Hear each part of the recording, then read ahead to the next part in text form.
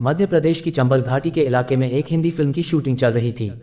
उस मूवी का टाइटल था मुझे जीने दो। इस फिल्म के निर्माता सुनील दत्त अपने प्यारे बेटे संजय को शूटिंग दिखाने के उद्देश्य से सेट पर लेकर पहुंचे थे। उसी समय रूपा नाम का एक खतरनाक डकैत वहां आ पहुंचता है। रूपा डकैत ने संजय को उठाकर अपनी गोद में बिठा लिया और सुनील दत्त से कहा, अगर हम इस बच्चे को अगवा कर ले तो बदले में कितना पैसा दोगे। ये बात सुनते ही सुनील दत्त घबरा गए थे। सुनील ने समझदारी से काम लिया और चतुराई से मुस्कुराते हुए डकैत के हाथों से अपने बेटे को वापस ले लिया। रूपा डकैत की वजह से उस दिन की पूरी शूटिंग रद्द करनी पड़ी। दूसरे ही दिन सुनील दत्त ने अपने बेटे संजय और पत्नी नरगिस को तुरंत बॉम्बे वापस भेज दिया। इस तरह संयोग से संजय दत्त की जिंदगी बच गई। संजय दत्त का जन्म 29 जुलाई 1959 के दिन हुआ था। संजय के पिता सुनील दत्त का वास्तविक नाम बलराज दत्त था, जबकि उनकी मां नरगिस एक मुस्लिम परिवार से संबंध रखती थी। उनका असली नाम फातिमा राशिद था। छोटी उम्र में संजय को खिलौना बंदूकों के साथ खेलने का बहुत शौक रहता था। एक बार संजय के हाथ उनके पिता सुनील दत्त की असली लाइसेंस वाली बंदूक लग गई, जिससे गलती से उनके ही घर की नौकरानी पर गोली चल गई। किस्मत अच्छी थी कि नौकरानी केवल गंभीर रूप से घायल हुई थी। दत्त परिवार ने तुरंत उनका इलाज कराया और इस मामले को वहीं खत्म कर दिया। सुनील दत्त के पाली हिल स्थित बंगले पर अक्सर फिल्म इंडस्ट्री के कई लोग आया जाया करते थे, जिनके साथ सुनील दत्त सिगरेट पीते थे और उसके बचे हुए टुकड़े नीचे गार्डन में फेंक देते थे। इन्हीं फेंकी गई सिगरेटों से संजय को भी सिगरेट पीने की आदत लग गई। उस समय संजय की उम्र केवल 10 वर्ष थी। एक दिन सुनील दत्त ने गौर किया कि बगीचे की तरफ से धुआं उठ रहा है। जब उन्होंने नीचे नजर डाली तो देखा कि वहां संजय जमीन पर लेटे हुए सिगरेट पी रहे थे। संजय की इन आदतों को देखकर सुनील दत्त काफी चिंतित रहने लगे। इसी वजह से संजय का दाखिला हिमाचल प्रदेश के सनावर में स्थित लॉरेंस स्कूल में करा दिया गया ताकि उनकी आदतों में सुधार लाया जा सके। कहा जाता है कि यह सुझाव किसी और ने नहीं बल्कि दत्त परिवार की करीबी रही प्रधानमंत्री इंदिरा गांधी ने दिया था। स्कूल के समय से ही संजय के लिए शराब और सिगरेट रोजमर्रा की चीज बन गई थी। संजय कई बार स्कूल से भागकर कसौली के पास स्थित जबली गांव पहुंच जाते थे और वहां से देसी ठर्रा खरीद कर ले आते थे। संजय को हर हफ्ते 2 रुपये जेब खर्च के रूप में मिलते थे, जिन्हें वे शराब खरीदने में खर्च कर देते थे। स्कूल में संजय की छवि एक बिगड़े हुए छात्र के रूप में बन गई थी, जो टीचर्स के लिए एक बहुत बड़ी परेशानी बन चुका था। एक दिन एक शिक्षक ने संजय को इतनी बुरी तरह पीटा कि उन्हें गैंग्रीन की बीमारी हो गई और उनके माता पिता को उन्हें दिल्ली के एक अस्पताल में भर्ती कराना पड़ा। साल 1977 में 18 वर्ष की उम्र में संजय लॉरेंस स्कूल से पास हो गए। इसके बाद संजय का एडमिशन एल्फिनस्टोन कॉलेज में करवा दिया गया, लेकिन संजय का ध्यान पढ़ाई में बिल्कुल भी नहीं लग रहा था। वे अक्सर ओबरॉय होटल के नाइट क्लब, रॉक कॉन्सर्ट और फिल्में देखने के लिए बाहर चले जाते थे। कॉलेज के समय में ही संजय ने ड्रग्स लेना शुरू कर दिया था। उस दौर में मुंबई में ड्रग्स लेना एक फैशन बन गया था और ज्यादातर लोगों को इसके खतरनाक परिणामों के बारे में बिल्कुल जानकारी नहीं थी। संजय ने एक्सपेरिमेंट के तौर पर गांजा पीना शुरू कर दिया, लेकिन जल्द ही वे कोकेन, हेरोइन, LSD और एसिड जैसी खतरनाक ड्रग्स भी करने लगे। हाल ये हो गया कि जितनी भी तरह की ड्रग्स इंडिया में मौजूद थी, वे सब संजय ने कर डाली। इधर नरगिस को भी अपने बेटे में ये बदलाव नजर आ रहे थे। वे पूछते कि संजय के कमरे से यह अगरबत्ती जैसी खुशबू क्यों आ रही है, लेकिन उन्हें नहीं पता था कि यह गांजा है। संजय घंटों अपने कमरे में बंद रहते। नरगिस को उनके सामान से कोकीन, हेरोइन और गांजा मिलने लगा। संजय के आए दिन झगड़े होने लगे। वे ज्यादातर वक्त अपने नशेड़ी दोस्तों के साथ बाहर रहते या घंटों केवल अपने कमरे में बंद रहते। लेकिन नरगिस ने अपने पति को यह नहीं बताया था कि संजय किस हद तक ड्रग्स करने लगे हैं। वे अपने बेटे को कैसे भी करके बचाना चाहती थी। नरगिस का मानना था कि एक बार फिल्मों में आने के बाद संजय की यह सारी बुरी आदतें छूट जाएंगी।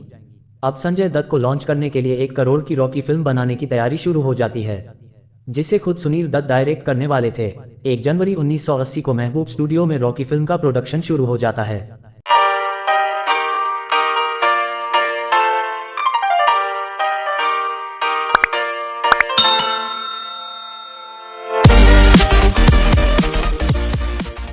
लेकिन संजय ने ड्रग्स करना नहीं छोड़ा। एक दिन संजय ने LSD नाम का नशा किया हुआ था। तभी सुनील दत्त ने उन्हें अपनी ऑफिस बुला लिया। संजय को लगा कि उनके पिता मोम की तरह पिघल रहे हैं। संजय अपने पिता को बचाने के लिए उनके ही ऊपर कूद पड़ते हैं। सुनील दत्त समझ ही नहीं पा रहे हैं कि उनके बेटे को क्या हो गया है। सुनील दत्त ने अपने नौकरों से कहा कि इसे लेकर जाओ, ये दिमाग से पागल हो गया है। आगे की कहानी को कहने से पहले मैं आपको आगे बढ़ाने से पहले ये जानना बहुत जरूरी है कि जिस पिता के साए में संजय दत्त बड़े हो रहे थे, वह कोई साधारण इंसान नहीं बल्कि अपने समय के सबसे मजबूत और सम्मानित अभिनेता थे। सुनील दत्त ने ये मुकाम किसी विरासत से नहीं बल्कि अपने खून पसीने की मेहनत से हासिल किया था। एक समय ऐसा भी था जब वे एक छोटे से कमरे में रहते थे और अपने भविष्य को लेकर हर दिन संघर्ष कर रहे थे। उन्होंने रेडियो में नौकरी करके अपने सपनों को जिंदा रखा, लेकिन उनके दिल में हमेशा फिल्मों में काम करने की आग जलती रही।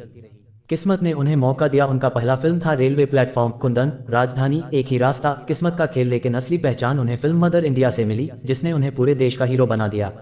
इस फिल्म के बाद सुनील दत्त सिर्फ एक अभिनेता नहीं रहे, बल्कि लाखों लोगों के दिलों की धड़कन बन गए। इसके बाद उन्होंने साधना, सुजाता, इंसान जाग उठा, वक्त, गुमराह, मेरा साया, हमराज, पड़ोसन, मिलन, खानदान, एक ही रास्ता, मदर इंडिया, छाया, मैं चुप रहूंगी, गुमराह, मुझे जीने दो, मेहरबान, जानी दुश्मन और शान जैसी लगातार सुपरहिट फिल्मों में काम किया और हर फिल्म के साथ उनका नाम और बड़ा होता गया। फिल्म पड़ोसन में उनका किरदार इतना अलग और दमदार था कि आज भी लोग उसे भूल नहीं पाए हैं। सुनील दत्त अब वह नाम बन चुके थे जिनकी मौजूदगी ही फिल्म की सफलता की गारंटी मानी जाती थी। उन्होंने अपने करियर में 100 से ज्यादा फिल्मों में काम किया और हर किरदार में अपनी अलग पहचान छोड़ी।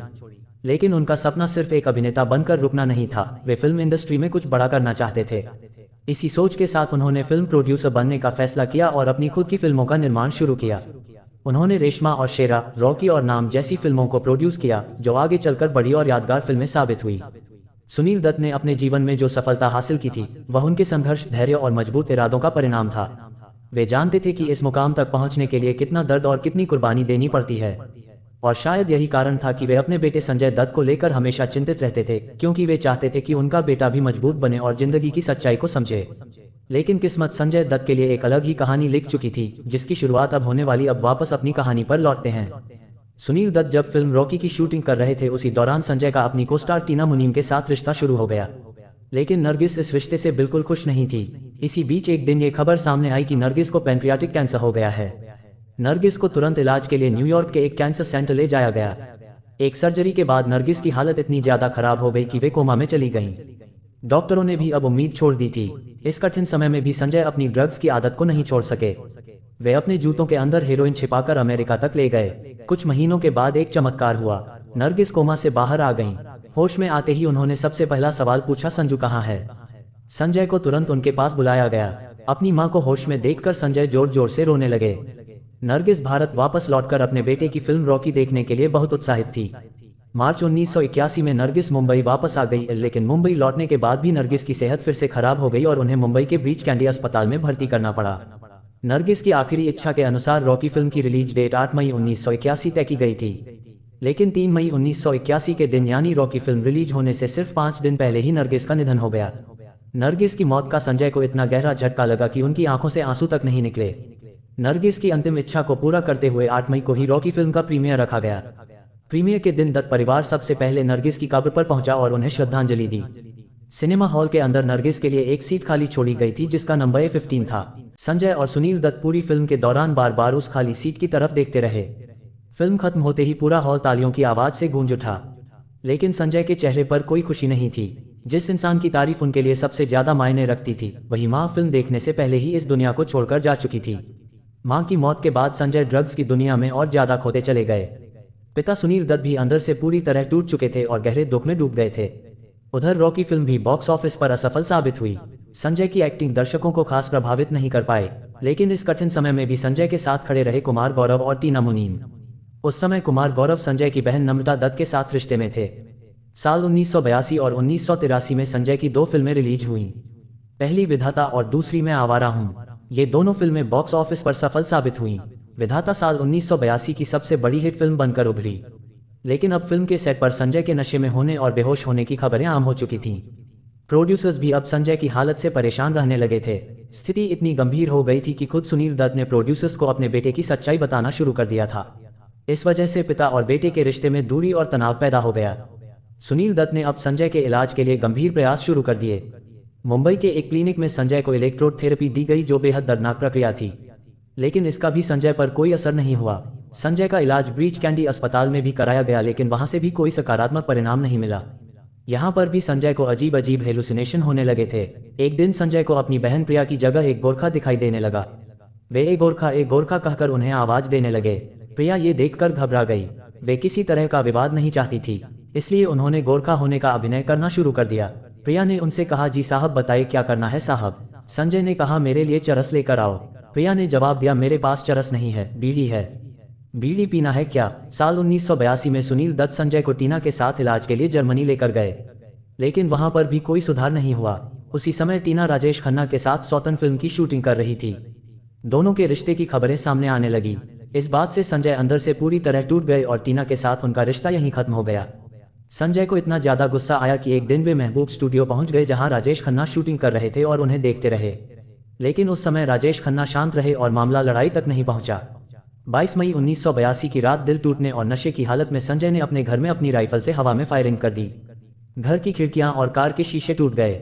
आसपास के लोग वहां जमा हो गए। संजय की हालत ठीक नहीं थी और वे जोर जोर से चिल्ला रहे थे, मैं ड्रग एडिक्ट नहीं हूं। जैसे ही इस घटना की सूचना मिली पुलिस वहां पहुंच गई, लेकिन संजय अपने एक दोस्त की सहायता से वहां से निकलने में सफल हो गए। अगले दिन संजय ने खुद ही पुलिस के सामने सरेंडर कर दिया। संजय पर लापरवाही से हथियार इस्तेमाल करने का केस दर्ज हो जाता है और 500 रुपये की जमानत पर रिहा करा लिया जाता है। इस घटना के समय सुनील दत्त और संजय की बहनें अमेरिका में थी। संजय ने मीडिया से कहा कि बंदूक साफ करते वक्त गलती से गोली चल गई थी।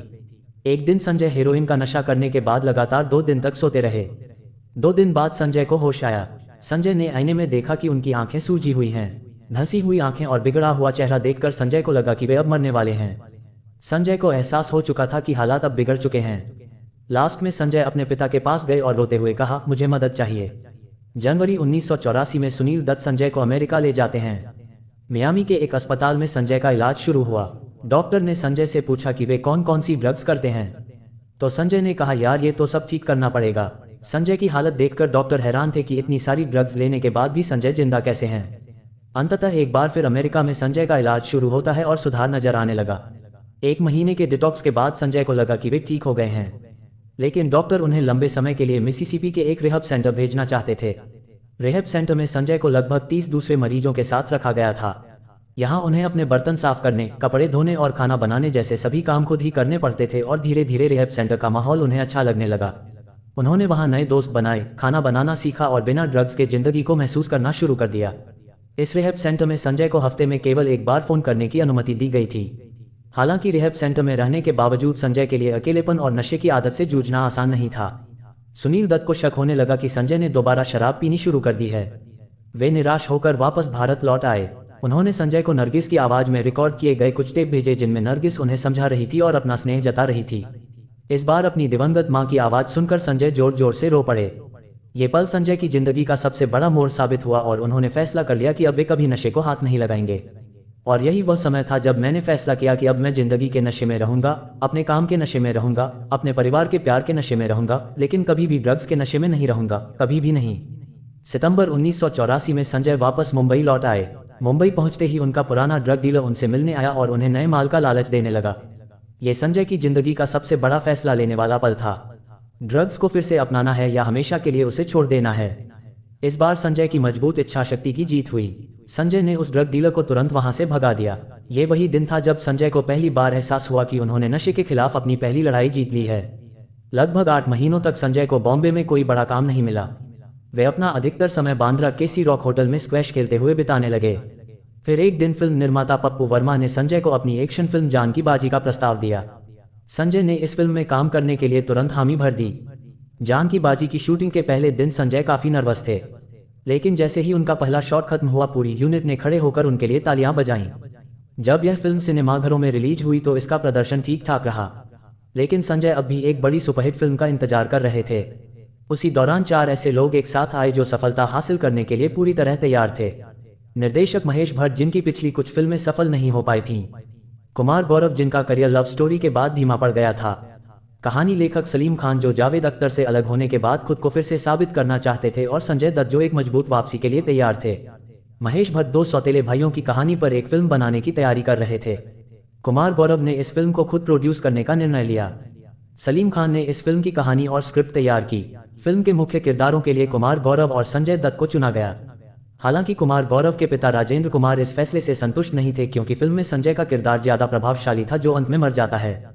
लेकिन कुमार गौरव ने अपनी दोस्ती निभाई और संजय के साथ फिल्म बनाने के अपने फैसले पर कायम रहे। इन 2 भाइयों की इस कहानी वाली फिल्म का नाम रखा गया नाम। इसमें कुमार गौरव ने जिम्मेदार भाई रवि की भूमिका निभाई और संजय ने भटके हुए भाई विक्की का किरदार निभाया, जो दुबई जाकर ड्रग्स के जाल में फंस जाता है। विक्की का ये किरदार काफी हद तक संजय की असली जिंदगी से मिलता जुलता था। फिल्म का संगीत रिलीज से पहले ही लोगों के बीच लोकप्रिय हो गया। खास तौर पर पंकज उदास की गजल चिट्ठी आई है, चिट्ठी आई है, आई है, आई है।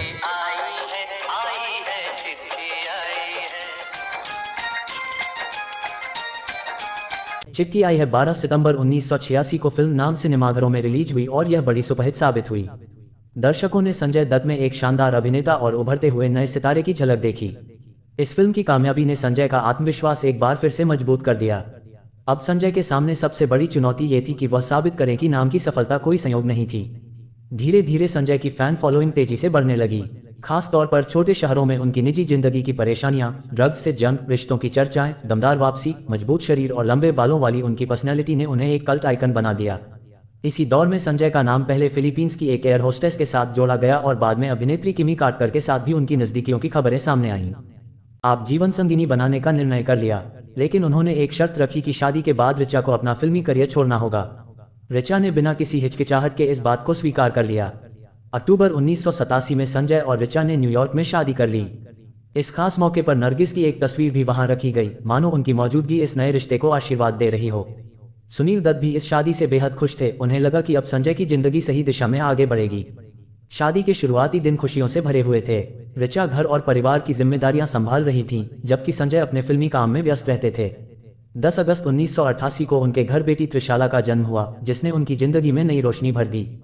लेकिन ये खुशी ज्यादा समय तक टिक नहीं पाए। कुछ ही महीनों बाद ऋचा को लगातार तेज सिर दर्द रहने लगा। जब उनकी जांच कराई गई तो पता चला कि उन्हें ब्रेन ट्यूमर है, जो कैंसर का रूप ले चुका है। ये खबर सुनकर दत्त परिवार एक बार फिर गहरे सदमे में डूब गया। ऋचा को इलाज के लिए उसी अस्पताल में भर्ती कराया गया जहां कभी नरगिस का इलाज हुआ था। उनका इलाज लंबा और कठिन होने वाला था। शुरुआत में संजय ऋचा के साथ न्यूयॉर्क में रहे, लेकिन काम की जिम्मेदारियों के कारण उन्हें मुंबई लौटना पड़ा। हालांकि वह समय समय पर न्यूयॉर्क जाकर ऋचा से मिलते रहते थे। उनकी बहन प्रिया वहीं मौजूद थी और ऋचा की देखभाल में कोई कमी नहीं आने दे रही थी। इस दौरान संजय अपनी बेटी त्रिशाला को बहुत मिस करते थे। ऋचा की बीमारी के इस कठिन दौर का असर संजय के करियर पर भी पड़ा। उनका फिल्मी सफर स्थिर नहीं रह पाया। साल 1988 में उनकी कई फिल्में रिलीज हुईं, लेकिन कब्जा को छोड़कर बाकी फिल्मों को खास सफलता नहीं मिल सकी। वहीं 1989 तक फिल्म इंडस्ट्री में आमिर खान, सलमान खान और शाहरुख खान जैसे नए सितारे तेजी से उभर रहे थे और संजय धीरे धीरे इस दौर में पीछे छूटते नजर आने लगे। इस साल भी उनकी ज्यादातर फिल्में साधारण ही रहीं, केवल जेपी दत्ता की फिल्म हथियार को छोड़कर। इस फिल्म में संजय ने एक ऐसे युवक का रोल निभाया जो हालात के चलते अपराध की दुनिया में उलझ जाता है। लगातार मिल रही औसत सफलता की वजह से संजय के अंदर असुरक्षा की भावना बढ़ने लगी। वहीं दूसरी ओर ऋचा की बीमारी और दोनों के बीच बढ़ती दूरी ने उनके रिश्ते को भी प्रभावित करना शुरू कर दिया था। इन परिस्थितियों में संजय एक बार फिर शराब और देर रात की पार्टियों की तरफ खींचने लगे। धीरे धीरे उनका नाम अमृता सिंह, एकता और अनु अग्रवाल जैसी अभिनेत्रियों के साथ जोड़ा जाने लगा। इसी दौरान उनकी को स्टार माधुरी दीक्षित के साथ उनके रिश्ते को लेकर भी जोरदार चर्चाएं होने लगीं। दोनों ने थानेदार, साजन और खलनायक जैसी कई फिल्मों में साथ काम किया था। साजन एक प्रेम त्रिकोण पर आधारित फिल्म थी, जिसमें संजय ने एक अपाहिज शायर का किरदार निभाया था जो माधुरी दीक्षित से गहरा प्रेम करता है, लेकिन अपने भाई यानी सलमान खान की खुशी के लिए अपने प्यार का त्याग कर देता है। ये फिल्म जब रिलीज हुई तो बड़ी हिट साबित हुई और संजय के करियर में एक नया मोड़ लेकर आए। इस फिल्म के बाद संजय का लंबे बालों वाला अंदाज युवाओं के बीच नया ट्रेंड बन गया। इसके बाद साजन और महेश भट्ट की फिल्म सड़क की सफलता ने संजय को एक बार फिर फिल्म इंडस्ट्री के शीर्ष सितारों की कतार में खड़ा कर दिया। इसी बीच ये खबरें भी सामने आने लगी कि संजय और माधुरी जल्द ही शादी कर सकते हैं। उसी समय दोनों ने साथ में साहिबान फिल्म में भी काम किया। फिल्म के निर्देशक रमेश तलवार के अनुसार संजय अक्सर सेट पर माधुरी के आसपास ही रहते थे और कई बार अपने प्यार का इजहार करते हुए उन्हें आई लव यू कहा करते थे। ये सारी खबरें न्यूयॉर्क तक ऋचा शर्मा तक पहुंच रही थीं। अक्टूबर 1992 में ऋचा ने अपनी शादी बचाने के लिए अपनी बेटी त्रिशाला के साथ मुंबई लौटने का निर्णय लिया, लेकिन संजय ऋचा से मिलना टाल रहे थे। ऋचा को लेने के लिए एयरपोर्ट पर भी संजय नहीं गए। संजय का रूखा और दूर रहने वाला व्यवहार देखकर ऋचा केवल 15 दिन ही मुंबई में रहीं और फिर वापस न्यूयॉर्क लौट गईं। साल 1993 की शुरुआत में संजय ने तलाक की अर्जी दाखिल कर दी। इससे ऋचा काफी नाराज हुई। बेटी त्रिशाला की कस्टडी को लेकर भी संजय और ऋचा के बीच दरार और बढ़ गई। इसी बीच मिड 1993 में ऋचा को फिर से कैंसर हो गया। संजय अपनी व्यक्तिगत जिंदगी में संघर्ष कर रहे थे कि तभी उनके जीवन में एक बड़ा तूफान आया। 9 अप्रैल 1993 को संजय दत्त को मुंबई पुलिस ने terrorist and disruptive activities prevention act यानी टाड़ा एक्ट के तहत गिरफ्तार कर लिया। पुलिस ने संजय के घर से AK-57 राइफल और गोला बारूद बरामद किया। पुलिस ने आरोप लगाया कि ये हथियार 1993 में हुए मुंबई बम धमाकों में इस्तेमाल हुए हथियारों से जुड़े थे, यानी संजय दत्त को उसी साल हुए मुंबई बम धमाकों की साजिश में शामिल होने के आरोप में गिरफ्तार किया गया। इसी घटना के बाद संजय की जिंदगी पूरी तरह बदल गई। लोग ये जानने लगे कि संजय दत्त को मुंबई हमलों के आरोप में क्यों गिरफ्तार किया गया था, इसके पीछे की पूरी कहानी क्या थी, ऋचा के साथ संजय के रिश्ते आगे कैसे बने रहे, संजय के जेल में बिताए गए दिन और उसके बाद की पूरी यात्रा हम आपको अगले वीडियो और अंतिम एपिसोड में बताएंगे। यह एपिसोड संजय दत्त की जिंदगी पर आधारित पहला भाग था। यह एपिसोड साधारण सिनेमा स्टोरी से बिल्कुल अलग है। इन्हें देखने के बाद आपको संजय दत्त की जिंदगी की गहरी और अनकही जानकारियां भी मिलेंगी। लिंक आपको कमेंट बॉक्स में उपलब्ध कराई जाएगी। वीडियो को लाइक करना, कमेंट करना और चैनल को सब्सक्राइब करना बिल्कुल न भूलें। साथ ही दोस्तों, अगले और फाइनल भाग को देखना बिल्कुल न भूलें। जय हिंद, जय भारत। आपका समर्थन हमारे लिए बहुत मायने रखता है। दोस्तों, आप हमेशा ऐसे ही जुड़े रहिए। ये कहानी यहाँ पर समाप्त होती है, दूसरा भाग देखना नहीं भूले। धन्यवाद।